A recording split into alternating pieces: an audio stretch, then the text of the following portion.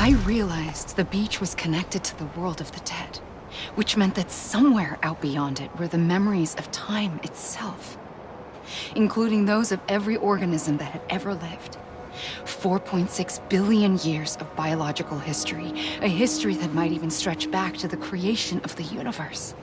The chiral network and everything that followed was born from my pursuit of that knowledge. By passing data through the beach, we were unbound by the restrictions of time. Simulations that would have taken years or more were simple and effortless. Everything that the Earth had lost and forgotten could be reconstructed and reclaimed. But shortly after we began our research, America saw its first void out. I thought I was running out of time, that my nightmares were becoming a reality.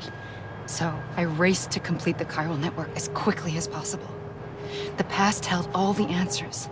If only I could find a way to piece them together. A network that bridged our world and the beach. That might do it, I believed. So I started researching bridge babies, children bound to the world of the dead.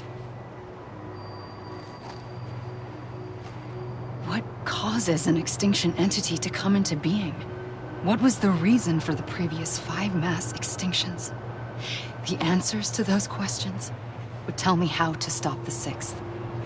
I founded bridges, more determined than ever to build a chiral network that would cover all of America. But the longer I fought my war against the inevitable, the weaker I became. My Ha had cancer. The beach's punishment, maybe, for not playing along like a good little EE.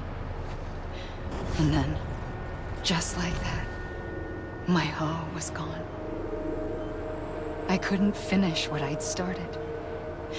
So, I asked you to do it for me, and you did. You helped us complete the network, helped us to reclaim everything the universe experienced from its inception to this moment. Every mystery was ours to solve, like this one. Once, there was an explosion. A big bang that gave birth to time and space. Thing is, it was more like a big fluke.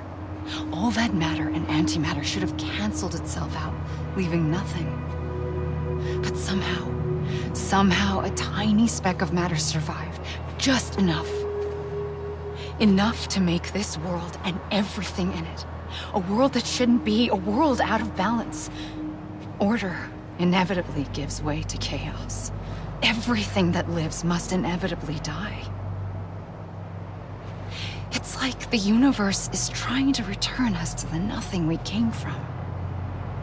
Maybe the Big Five were its best attempts to finish us off.